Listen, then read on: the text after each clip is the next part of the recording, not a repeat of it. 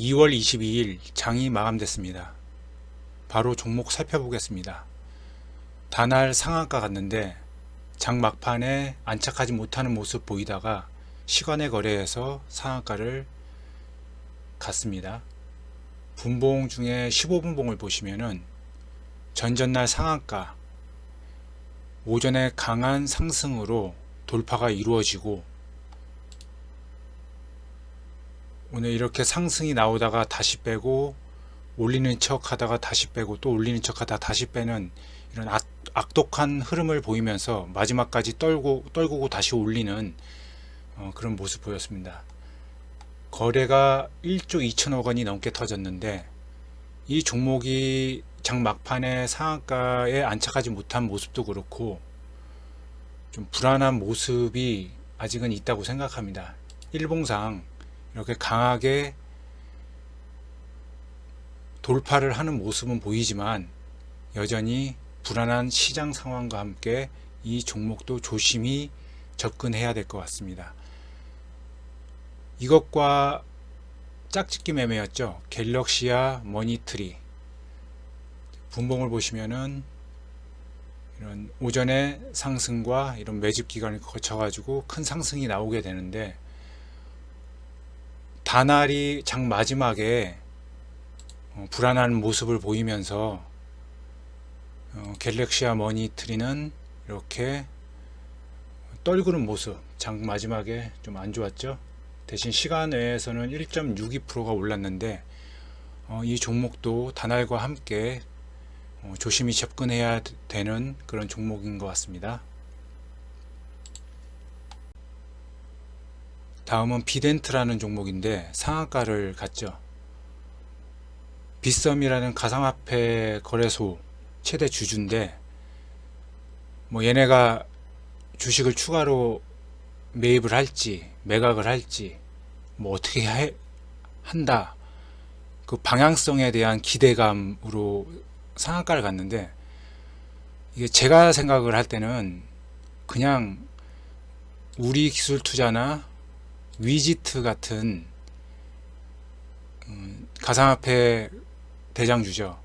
대장주가 옮겨가는 명분으로 그냥 비덴트가 상한가를 간 것 같고요. 제가 그전에도 말씀드렸듯이 이제 위지트가 대장 노릇을 좀 하긴 했는데 비트코인 움직이는 거에 위지트가 따라 움직이지는 않거든요. 그렇기 때문에 이제는 위지트를 대장주로 볼 게 아니라 비트코인 자체를 대장주로 봐야 된다 그런 말씀을 하셨는데 그 말의 핵심이 뭐냐면은 이제 좀 소외되기가 쉽다는 거죠. 이 위지트나 우리 기술 투자 같은 종목이요.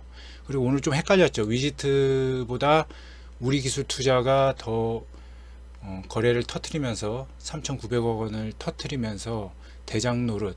근데 솔직히 누가 대장인지 잘 모르는 상황이었어요. 일단 중요한 건 비덴트가 오늘 상한가를 갔는데 그 명분이 우리 기술 투자와 위지트라는 종목에서 대장이 옮겨가는 그런 명분으로서 기사를 띄웠다. 저는 그렇게 판단하고 있습니다. 다음은 철강 관련주인데요. 비철금속도 마찬가지죠. 일봉을 보시면은 포스코 강판 상한가에 갔어요. 포스코 엠텍도 큰 시세를 줬죠. 근데 이게 일봉 말고 분봉을 보시면은 다른 종목 보실까요? 경남스틸, 국일신동, NI스틸, 문배철강 이런 종목들이 다 따로 움직이고 있죠. 도무지 어디서 매수를 잡아야 될지 강한 매수세가 들어오려면은 이런 종목들이 함께 움직여야 되는데 그런 모습도 보이지 않고 오늘 다 따로 움직이는 모습을 보였습니다. 그리고 철강제나 비철금속 가격이 오른다고 해가지고 이 종목들이 이런 시세를 준다는 게 그런 게 재료가 된다는 게 주식시장인 것 같은데 어차피 원자재에 대한 원가 부담이 제일 많은 사업일 수밖에 없죠. 이런 업체들이.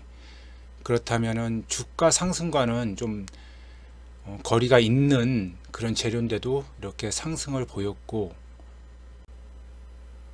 오늘 천일강주가 시장의 주도주처럼 느껴지게끔 그렇게 움직이긴 했는데, 9일 신동 같은 경우 보시면은 전고점을 돌파하는 이런 양봉을 띄우고 다시 이렇게 깊은 음봉을 만들고 다시 올라가는 악독한 패턴을 보였죠. 근데 이렇게 해가지고 오르면 다행인데,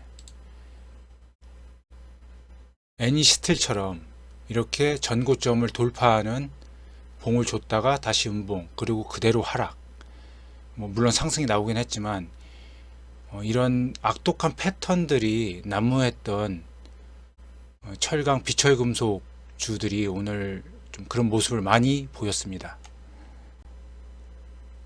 다음 캔코와 에어로스페이스라는 종목인데요. 이 종목도 오늘 상한가를 갔죠. 미국 블루오리진 계약 체결에 따른 재료에서 이렇게 상한가를 갔는데, 블루오리진은 아마존 CEO 제프 베조스죠. 그 사람이 아마존에서 CEO 내려놓고 그쪽으로 가겠다, 그런 소식이 들리는데, 로켓 엔진 프로젝트 참여를 한다고 하네요. 캔코와 에어로스페이스가요. 그런 소식에 AP 위성도 큰 시세, 신고가를 갱신하는 모습까지 보였네요. 다음에 인텔리안 테크라는 종목인데, 이 종목도 우주 항공 섹터에 있는 종목이에요. 근데 이 종목은 해상용 위성 통신 안테나, 위성 방송 수신 안테나 그런 거 하는 업체인데, 이 업체도 지금 신고가예요. 그래서 이 종목도 우주 항공 쪽 섹터에서는 좀 눈여겨봐야 되는 종목이 아닐까 생각됩니다. 다음이 가덕 신공항에 대한 테마로 엮인 종목들인데, 동방선기, 영화금속, 영흥, 삼보산업, 이게 다 창원 쪽에 있는 업체라고 해가지고, 그 가덕도 신공항이 건설되고 하면은 수혜주로서 가치가 있다 그래가지고 됐는데, 창원 쪽에 업체 많죠. 엮으려면 어떤 업체든 엮을 수가 있는 거라서 이 재료는 크게 눈여겨볼 필요는 없을 것 같고, 다만 신공항에 대한 기대가 있는 만큼 테마주로서 올라오는 종목들 그때그때 살펴보는 것도 좋은 방법인 것 같습니다. 다음이 캐리소프트인데요. 이게 박영선 정치 테마주예요. 실제로는 이 회사가 어린이 방송국이죠.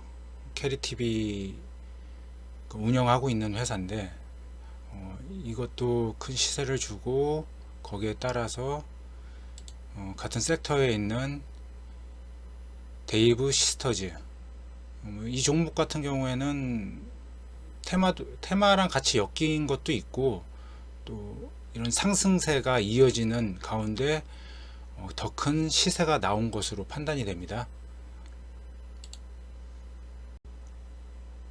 다음 메디톡스라는 종목인데요. 보톡스 만드는 데죠. 대웅제약 미국 파트너사 에볼루스, 그 회사의 주식을 취득했다는 소식, 그리고 2대 주주가 됐다는 그런 소식에 이렇게 상한가를 가게 됐는데, 여기 보시면은 보이시죠? 여기가 상한가 안착한 모습인데, 이 종목이 대웅제약하고 소송권에서 승리를 했지만 주가는 희비가 엇갈렸죠. 오히려 대웅이 올라가고 메디톡스가 떨어지는 그런 현상이 발생을 했는데, 이번에는 대웅제약을 어떤 영향력을 행사할 수 있다라는 그런 의미로서의 주식 보유인지는 모르겠지만, 일단은 메디톡스가 큰 시세를 줬습니다. 하지만 이 종목이 지금 520억 밖에 안 터뜨렸어요. 그리고 이런 매물대들을 한 방에 소화를 했다는 게 너무 부담스럽거든요.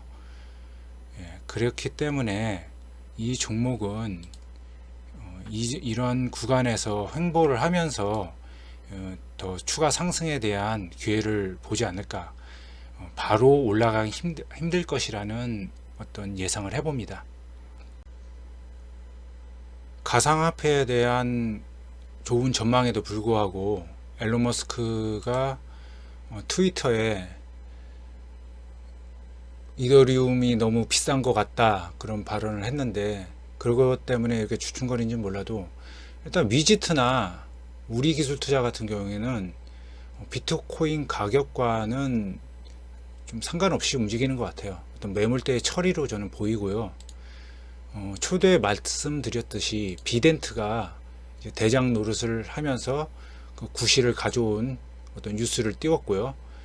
근데 추가적인 상승이 있으리라고는 아직은 장담을 못하죠. 왜냐하면 비트코인이 지금 올라도 너무 올랐다는 회의적인 시각들이 굉장히 팽배하고 있습니다. 하지만 한국전자 인증, 드림 시큐리티, K사인 같은 이런 보안 업체들은 아직 살아있다고 보거든요. K사인 같은 경우에는 이런 지지선을 지지하고 이제 상승의 여력이 있다고 보고 있고요. 드림 시큐리티 또한 여전히 이런 지지선에서 반등이 나올 거라고 생각을 하고요. 한국전자 인증도 마찬가지로 기대를 걸 수 있는 종목이 아닐까 싶습니다. 이제 가상화폐 같은 그 관련주 같은 경우에는 가상화폐 가격하고도 좀 따로 노는 경향도 있고, 또 오늘 대장을 바꾸기 위해서 이상한 뉴스 띄워가지고 비덴트로 옮겨가는 것 모습도 좀 안 좋아 보이고요. 그래서 이런 가상화폐 관련주의 마지막 대미를 장식할 종목들은 이런 보안주가 아닐까 생각을 해봅니다. 해외 증시도 불안한 가운데 지금 나스닥 선물지수 같은 경우 1.5% 하락이 나오고 있고요. 이 하락이 지속된다면 내일 시장에도 큰 영향을 줄 것 같은데, 코스닥 지수도 일봉 보시면은 지금 음봉이 계속 나오고 있고요. 그 다음에 코스피 지수도 지금 좀 좋지 않은 모습으로 흐르고 있습니다. 게다가 나스닥까지 회복을 못 해준다면은 국내 증시가 큰 조정을 받지 않을까 그런 생각을 해봅니다. 이럴 때일수록 돌파 매매가 아닌, 오늘 경남 스틸 이제 이런 종목들이 그런 예를 잘 보여주는데,